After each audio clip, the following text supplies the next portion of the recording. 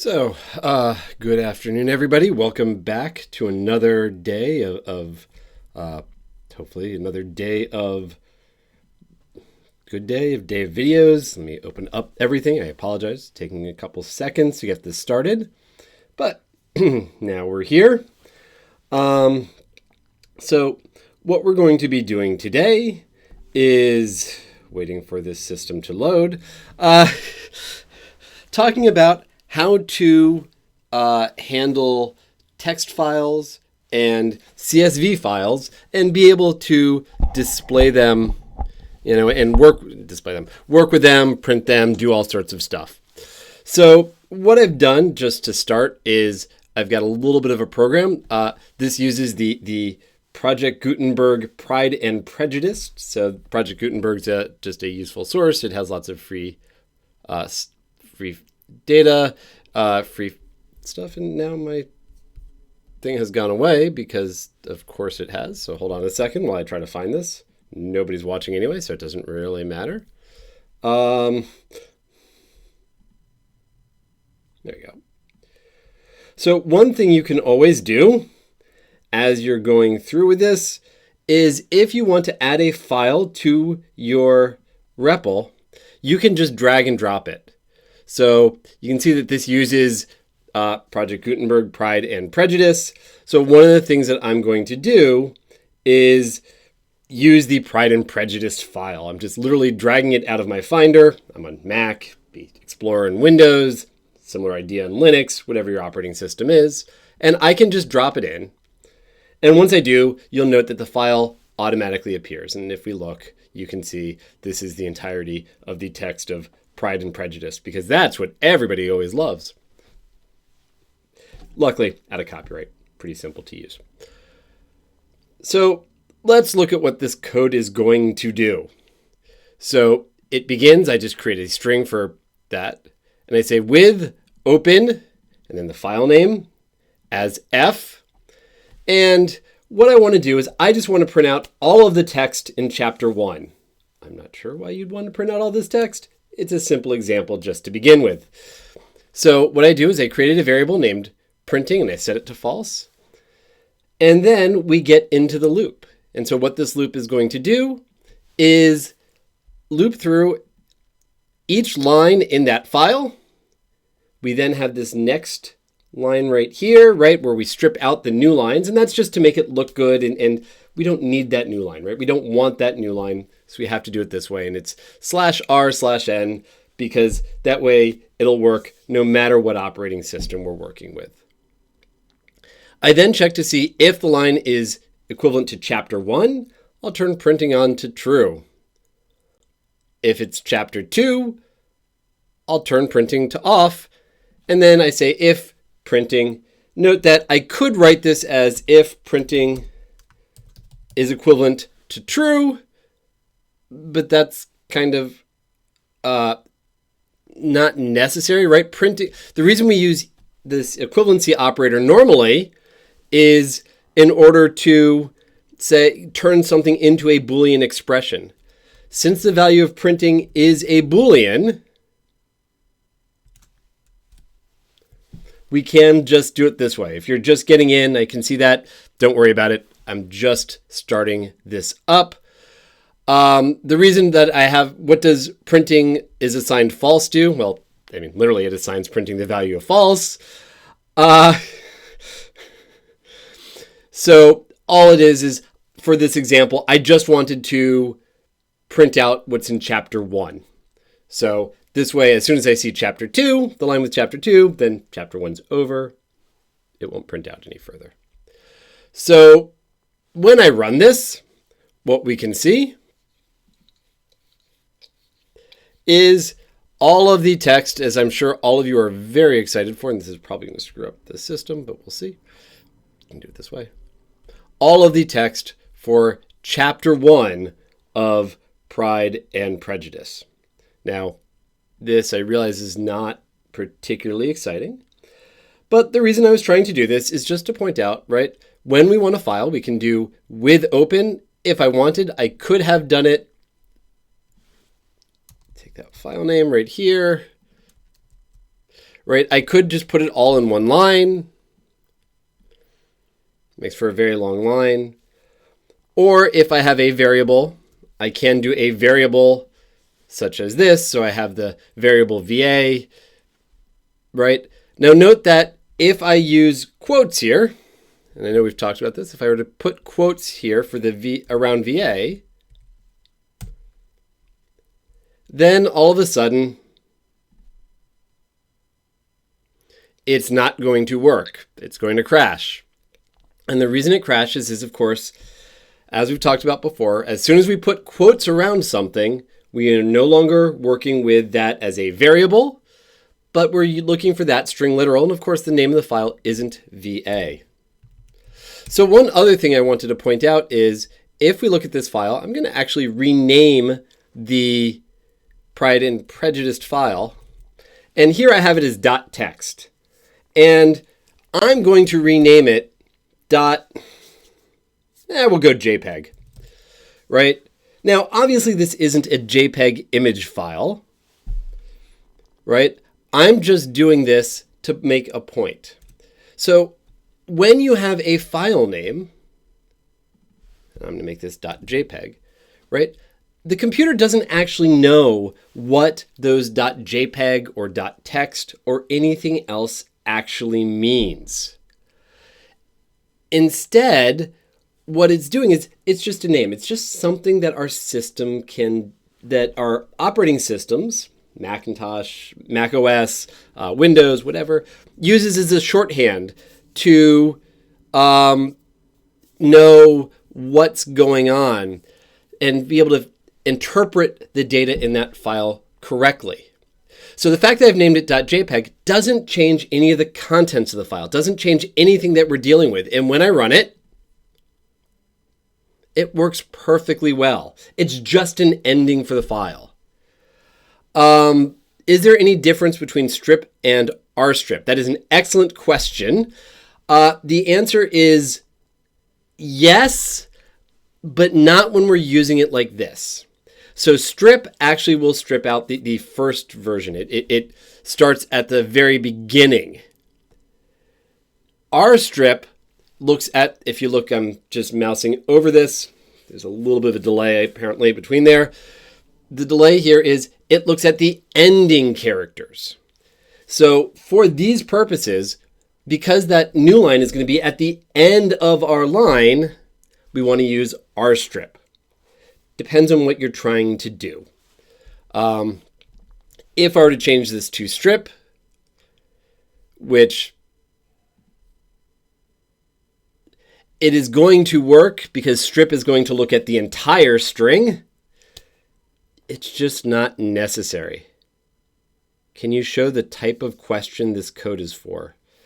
It's to read in a file.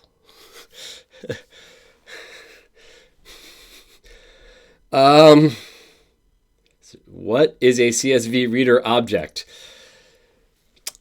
I would assume that a deity of computer science would actually know that. We'll get there, I promise you.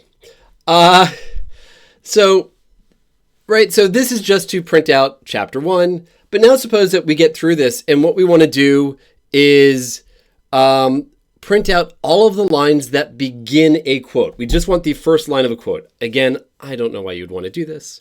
But suppose we want to find the first line of every quote in the entire book. Now, this is reasonably easy for us to do, right? What we need to do is just go through each line.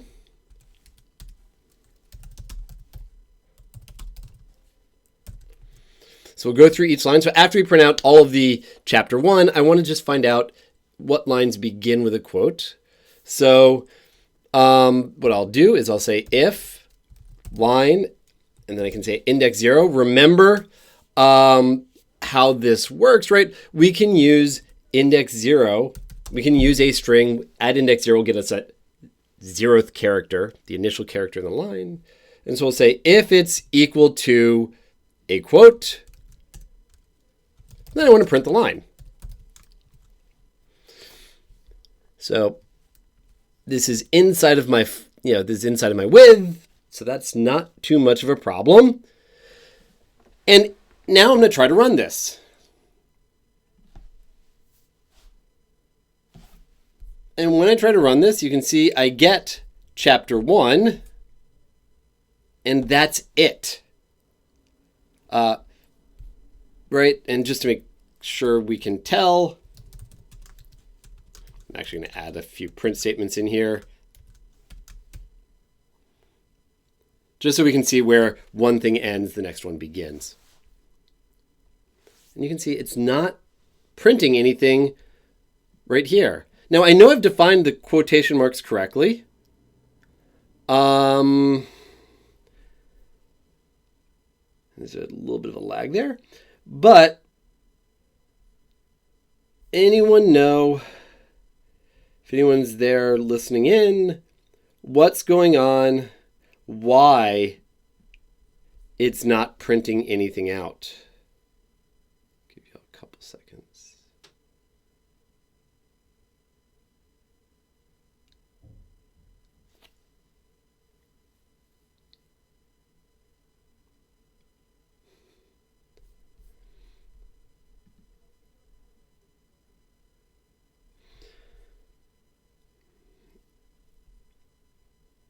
So one thought was the double quotes. No, so because of, if I want to get a quotation mark, that's really hard because obviously it could be worked there. So what this does is, because there are single quotes, right? The single quotes here, that just says, let's use a string, which is what I need to use. And I need to use single quotes in order to check for the double quotation, in order to use this double quotation mark, the normal quotation mark, as a regular quote. So it's a good idea, good thought. It's not quite correct. What actually is the problem right now is that, remember that how this loop, this original loop works, right? What does this original loop do? Well, nope, the fact that there's nothing between the double quotes, we're actually using the double quotation mark as a quotation mark. So that's actually correct, right? What this says is, let's loop from the very first line of the file and just use each line of the file. And that for loop continues until we read through the entire file. The problem here is, when I have this second loop, well, we've already run through that entire file.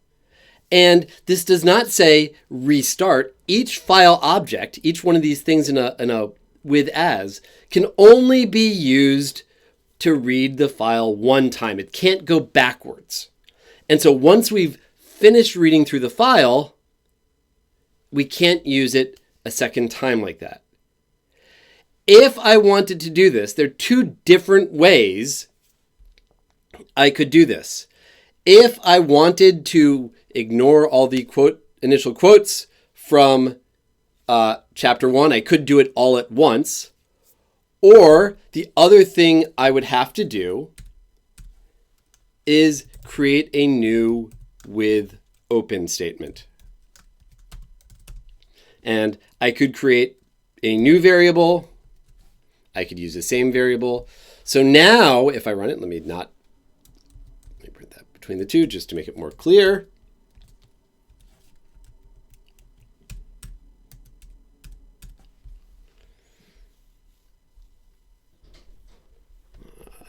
And now, of course, it's not working because it hates me.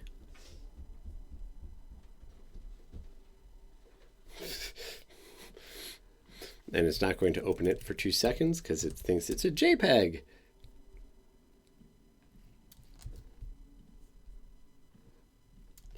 It's using a smart quote, apparently.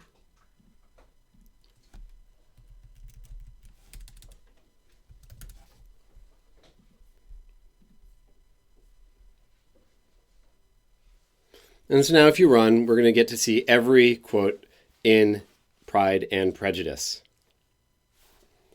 Right? The thing to remember is, and here I called it F2. I could call it F again. This is actually a new variable F. This is not a problem. It will still work. If any of you are curious, I don't know how well it's coming through. At the bottom here, the next to last quote is plain vanilla ASCII or other format using the official version. I don't think that Jane Austen was using ASCII. That was not a term that would have been invented. right? But this is one issue you have to think about. One problem I've seen students having when you're using a with open, you have to think about it as just being able to read through the file once. If you want to read through the file a second time or a third time, you have to open it up again. Now, there's a problem with all this. I mean, it's perfectly good and all that, but this code's kind of yucky. It really makes for a complex thing. So I want to make a function.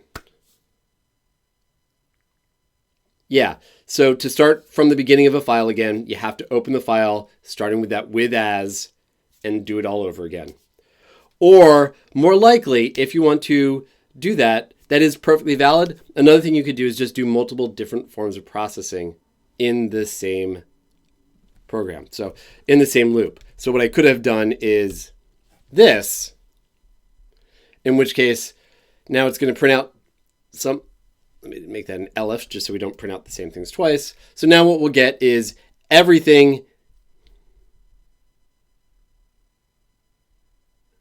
Why is it saying there's an error elif line? Oh, because if it's a blank line. So if you look, I tried doing this and I was trying to speed through it. It's giving me an error. elif line at index 0 is equivalent to there. And it says string index out of range. The problem is if we have a blank line, it will not have anything at index 0. So what I can do is say len of line greater than 0. And now, in doing this, I'm using what's called short circuiting, right? If the length of the line is 0, that'll be false, and the and won't even bother to continue on. This is part of how we use it. So now if I run it, you can see we get all of chapter 1 and then all of the other quotes.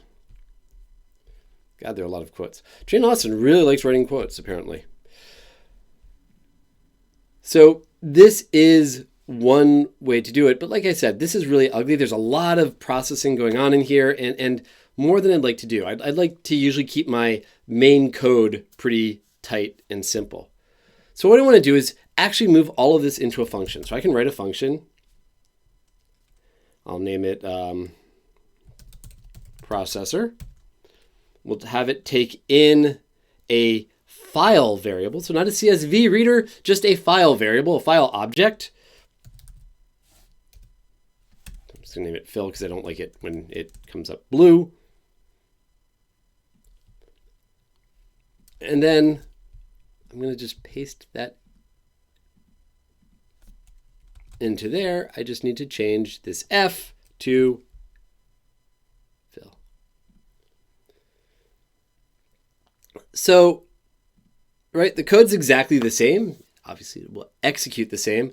So now what I need to do is call that function. And so what I'm going to do is I'm going to call that function and I'm going to pass in the name of my file object, which was F. Now, having done this, what you can see, right, the with as statement is here. It's in lines 16 and 17. The function that it calls, the function that I'm writing, is starting at line 1, not inside that code suite. In addition, this function doesn't ever open up a file, even though I'm trying to use it. And so if you just try to say, well, this is what I see, my eyes have to be telling me the truth, clearly this isn't going to work, right? This isn't the way that we've seen it before. That could be an issue, right? Well, let's try to run it. I like errors. They help us learn things. So when I run it, it works perfectly well. There is no problem doing this. And if we look, we can scroll back and yeah, like I said, Jane Austen really loves her quotes. So why is this able to work even though I don't have all this code here in a with open statement? I don't have an open inside my function. Anybody know that? Give you all a second to answer.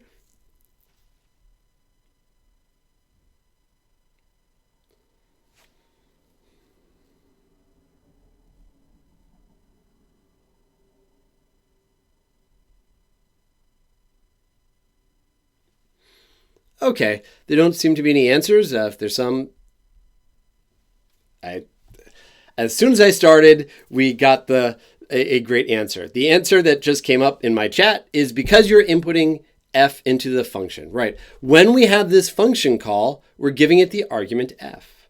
And remember that a function call works the same way it has before. There is no magic in this with as. It's not as if everything in that code suite is amazing. What it does is it allows us to use that file variable in the code suite. But remember, what you're seeing here is the code the way that we've defined it. What really is important from the computer's perspective, the thing with an IQ of 0, is not what we wrote, but how it runs. And of course, this function call, when we actually run the processor function, we're going to be inside that code suite. And so what that means is that that file object is still valid. And similarly, inside a processor, it's just got a file object. It doesn't care. It doesn't know how it was created or anything, nor does it matter. It's able to use it the same way that we could have written that for loop inside the with open. It doesn't know that, oh, this is a file object, this is magic, right? We know that because we have an IQ greater than 0. The computer does not.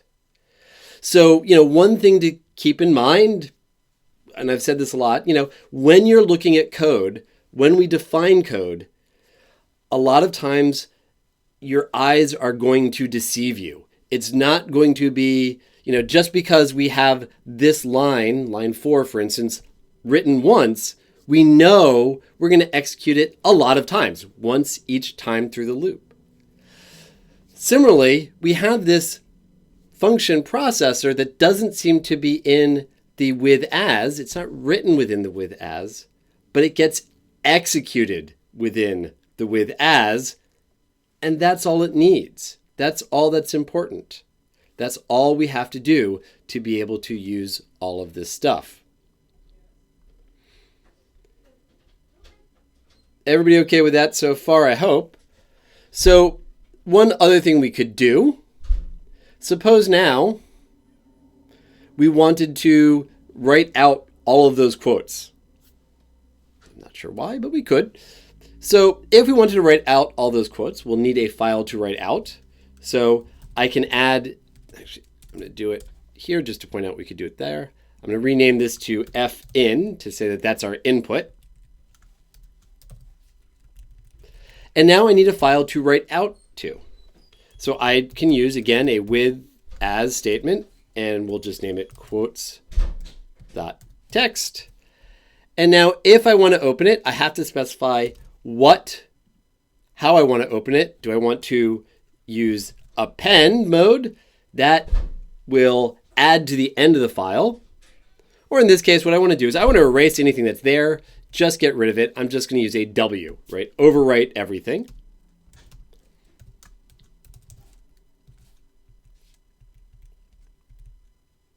And so now I'll pass in both of the file objects.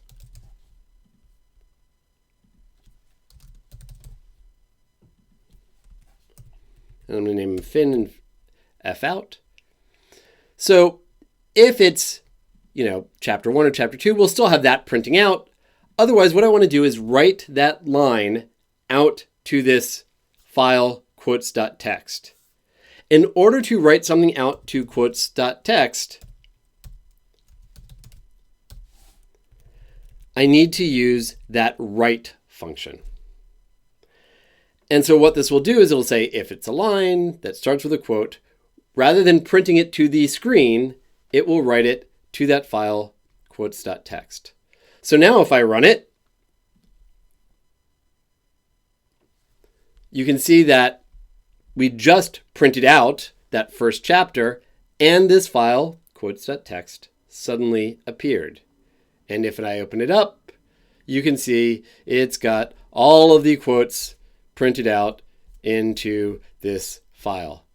But note that they're all on one line, right? Here is the end of that first quote line. I hope Mr. Bingley will like it, Lizzie. And now here is the next quote. We are not in a way to know what Mr. Bingley likes. I have never actually read Pride and Prejudice. It's just the first book I found on the site. It didn't add a new line. And this is one of the differences between writing out text and printing text. When we call print, it automatically goes to the next line. It automatically adds that end line. When we call write, it does not. So in this case, we have to add the new line. And now if I rerun it, you can see that each one of these now is going to come on its own line. So if we want new lines in file writing, we have to add it. One last thing just to remember is when we call write, we always need to provide a string.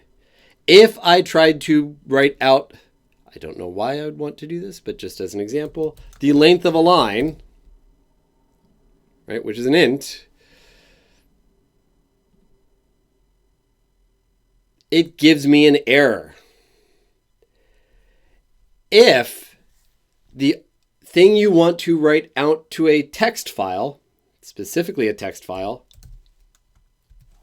is not a string, then we need to add a typecast. We need to call that stir function so that it works. One other thing, I've seen this error a number of times, and you note I was just about to do this. If you look, it's giving me this red underline here, and it says invalid syntax. The reason why it's doing this is when you have a complex line like this, right, where I have the write function, which calls the stir function, which calls the len function, it's very easy to forget a parenthesis, and that's actually what I've done. So one useful reason for editing code in Replit is when you see that red, realize that that means there's an error. It's not always on that line. Sometimes it's on the line before. You can also see Replit right now, right, when I have the cursor at one close parenthesis, it automatically highlights where that opens. And it does the same thing in reverse. If I have it right by the open parenthesis, it shows a close. So actually, before I do that, let me add my new line character, just so that way I can read it. And now if we do this and run it, it's going to run perfectly well.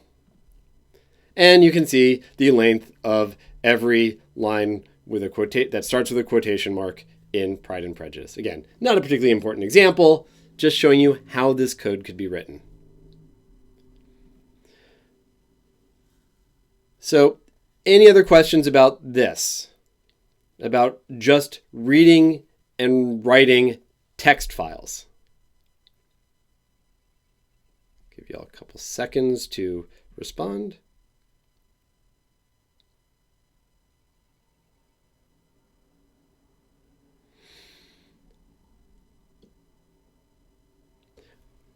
Okay, I don't see any responses right now. If there are some that'll come in, then that's fine. What I want to do is actually switch gears now and start thinking about CSV files.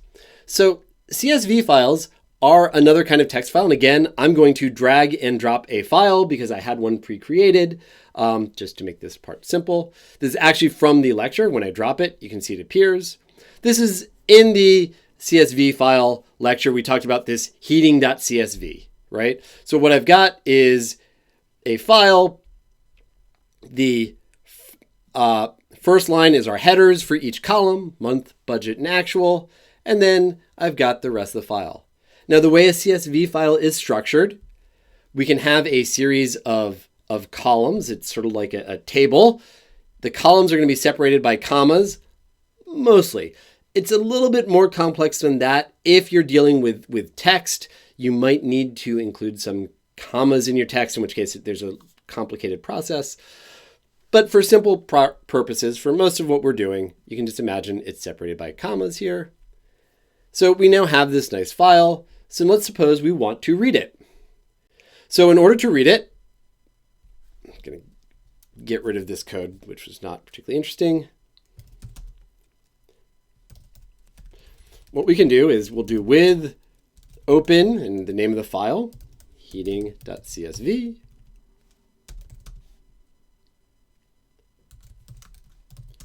And we say that's our CSV in file. And now, in order to read it, I could just do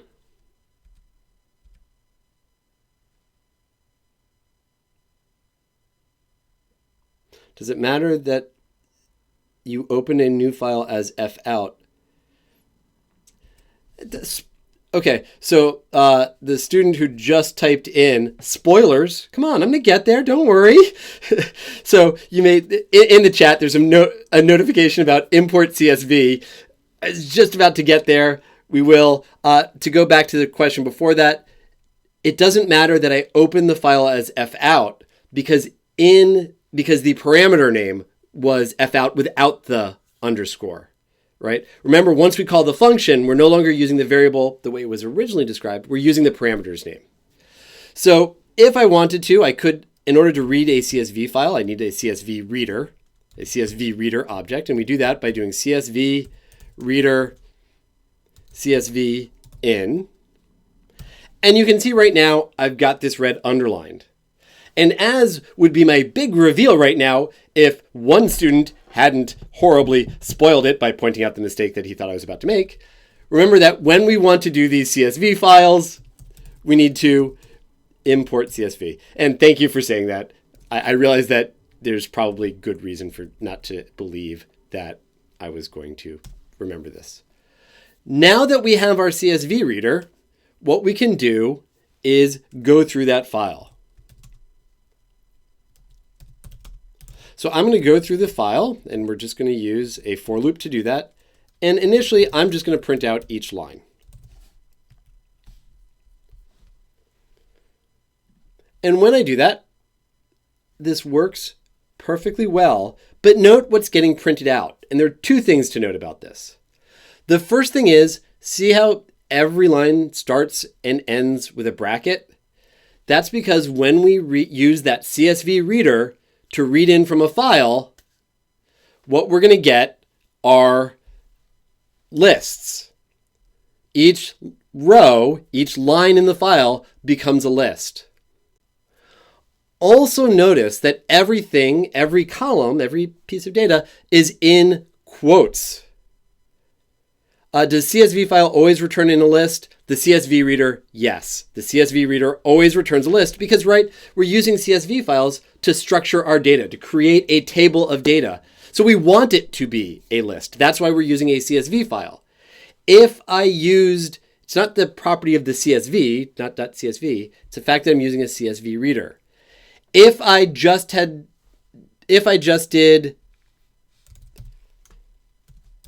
right, CSV in. So I was using the actual file object here, not the CSV reader object. Then I don't get a list, right? Because that's how a file object works. So this is a property of what we're using to read in the file. But I don't want to read it in. I want the CSV reader. So the other thing to remember is that when we're dealing with a CSV file, we're dealing with a text file. And text are strings. Even though there are things that you and I know should be a number, 150, 185, the computer has an IQ of 0. It can't know that. It's going to read everything as a string. If we want to use it as a number, we have to use a typecast to make it a number. So what I can do is I'm going to say, well, we know month is the first column. We have the budget is the second column. The budget and then actual? Yeah. Actual is the third column, column index 2. And these are ints, so I'm just going to convert that over.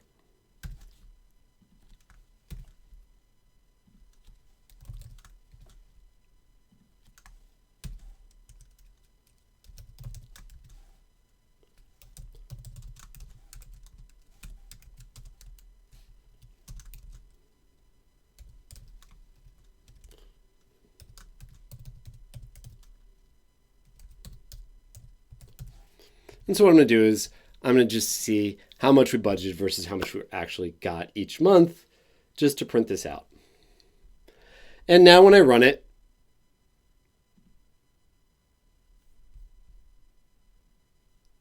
wow, that's really annoying. Go away. Go away. Can I move this around? No. Why isn't this going away? When I print this out, you can see it crashes. It says there's invalid literal. Can't get that stupid print thing. Oh, there it goes. Invalid literal int with base 10 budget. Yeah, CSV file is basically when we're using not a CSV file, but a CSV reader object. It's not a list of lists, right? I cannot access something, right? Well, I'll get there in a second, actually. That's a good question. Let me get back to that, right? It's saying that there's an invalid issue here because of budget, right? This first line right here, budget and actual aren't ints. I can't typecast it to an int. That's why it's complaining. So maybe I want to say, okay, well, let's do it this way. We can say if line 0 or if line is equivalent to read at index 0, right? So if it were a list of lists, we could do this. I should probably want to say not equal, so we can skip over the first row. And now I got to indent everything. Python really does like its indentations. There we go. There we go. And this doesn't work either. So you can think of a CSV file as a collection of lists, but not a list of lists, right? A list, we can actually use index 0, index 1, index 2, and that's not true for a CSV file.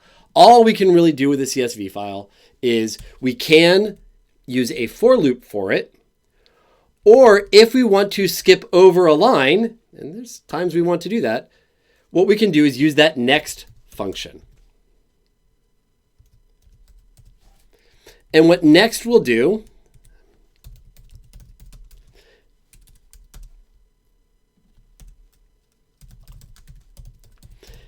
is it reads in a line. And remember, just like with files, once we read something in, we can't go back. So it's going to read in that header line and allow the rest of the code to work perfectly well.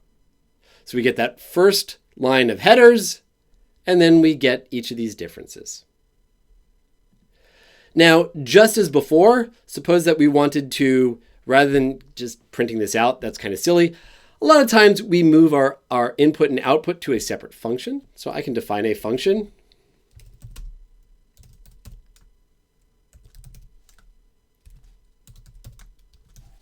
I'll take in a CSV reader object. And what I'm going to do is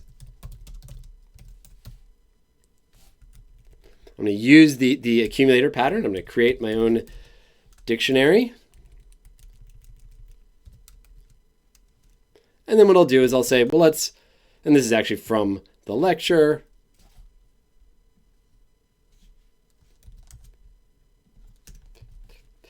Right, we'll read in the month, we'll read in the budget, we'll read in the actual, and then we'll say that the month is our key and our value is the budgeted and actual amount. And then once we've read in the file,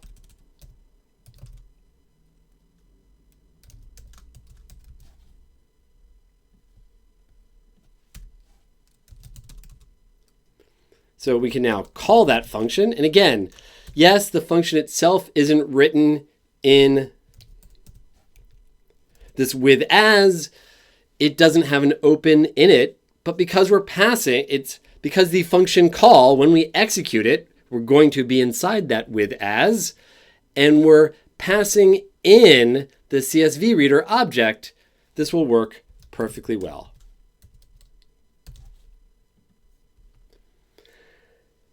And so now, if I run this code, you can see we have that first printout, that's the headers. And then we get the result from the function, which I then print out, that dictionary, where each key is the name of the month, and the budgeted and actual amount, that list, is the output. Everybody okay with how we're able to read in these files, read in CSV files? We need that CSV reader object, and we can pass it around. How do we test functions that take in reader or writer objects as parameters? I tried making one and passing it in as a parameter, but I got an error. Well, if you look right here, this isn't a problem, right? You need that with open in the code that calls your function. You just need to create a with open, create the CSV reader object, and pass it in. Just like any other, it's just an argument like any other.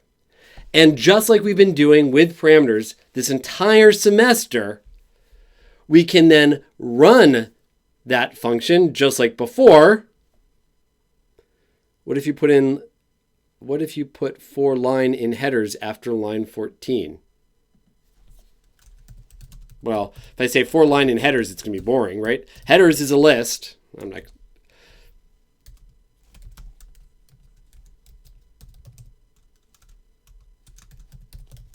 Well, what's it going to do? Let me get rid of this. Get rid of the other prints just to make it clear what's going on. Well, right? Headers, that header line is just that first row of our file. And so for line in headers, well, that just goes through that list. So the first item, the item at index 0 on the list is month, then budget, then actual. Not particularly interesting. Not a bad, that's a good question. Just not a particularly important, just not a very interesting thing from a programming perspective, right? Just using a list like before. So, okay, we've got all this. Suppose that we want to write out data to the file. So we want to be able to write out we want to create a new CSV file, but rather than having all of the data, we just want to have each month. And for each month, we want to write out what the difference between the budgeted and actual amount is as a CSV file. So we want to make this as a CSV file. So we're going to need a CSV writer. And to do that, we need to create a new file object.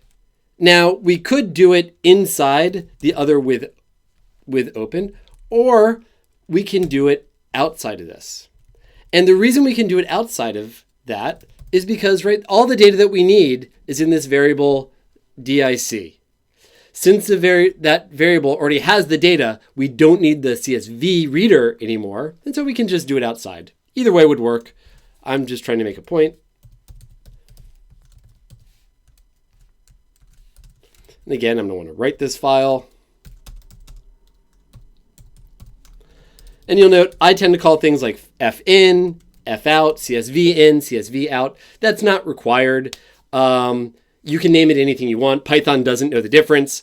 I do that because I've been doing this for way too many years, and I cannot fathom not actually giving it a meaningful name.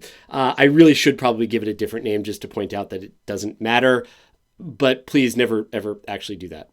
So, okay, we've created our file. We're going to open our file. Now we need to create the CSV writer. And again, I'm going to give it a meaningful name because I do that. So we're going to create CSV writer, CSV out.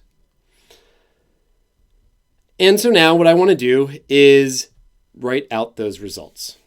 So we can do this pretty easily, right? What we're going to do, we'll go through each thing in our dictionary. So for key in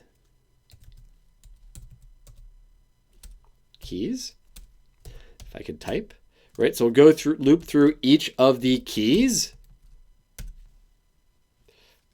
Then what we want to do is use that CSV writer. And the function is write row. And so first we can write the key.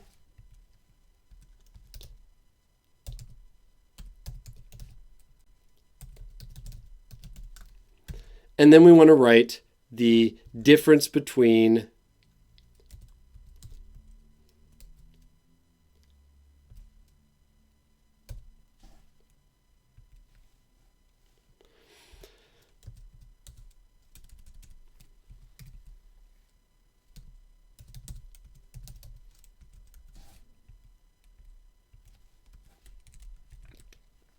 0, and 1.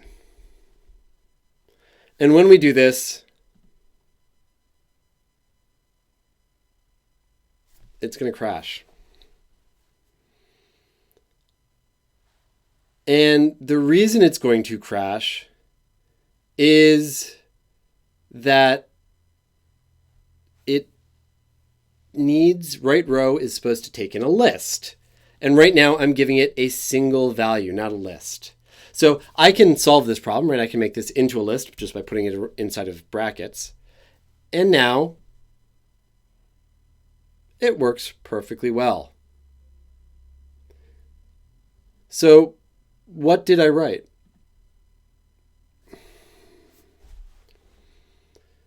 So remember that right row is writing an entire row to the file.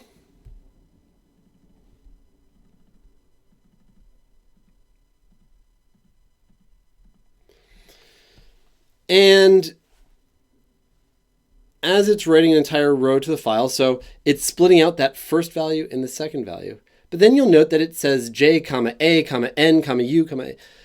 What it's doing is taking, when we give it a string, right, a stir, like the key, it says, oh, okay, that must be the list, the collection that you want. And so it writes it out with a comma between each letter.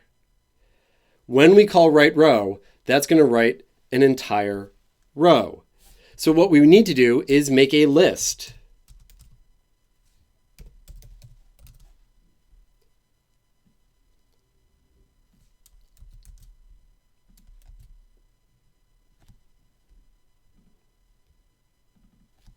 And make sure that what we're outputting as a row is a list. Get rid of the dictionary printing because no one cares.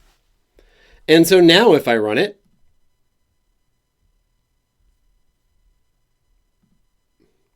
now we get the data that we would expect to see.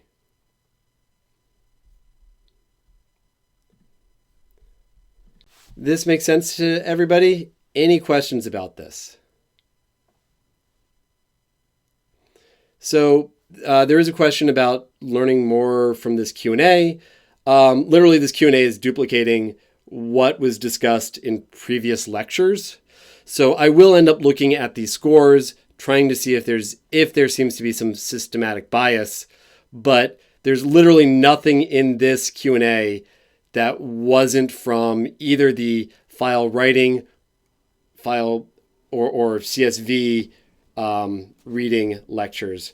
So by default, my answer is going to be no, but if I see that the scores increase in any way, that there's a difference in the results between later in the week and earlier in the week, then obviously the only difference would be this Q&A. I'll figure out something like that. I'll figure out a way to boost people's scores who took it earlier in the week. I'll have to look at what the results are in the end.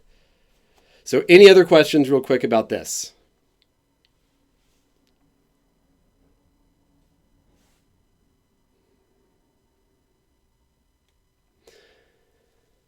So I don't see any questions, and I'm looking at the time, and it's just about time for this. CSV reader object is the result, is the value that gets returned. So here, read is a CSV object. A string is a string. I mean, that's the simple answer. There's not a lot of complexity there, right? A CSV reader is the thing that we use to read in CSV files. It's the value returned by CSV.reader.